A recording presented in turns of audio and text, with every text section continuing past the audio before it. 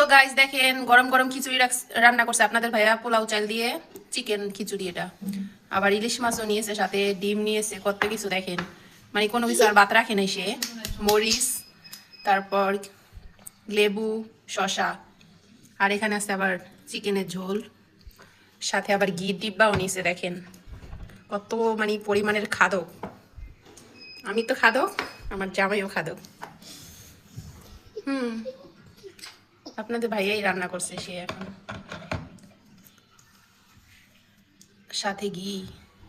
ও সেই স্বাদ।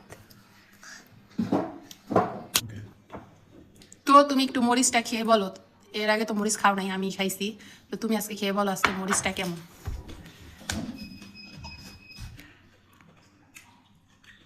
মোটামুটি মানে কেমন ফ্লেভার, কি মোটামুটি?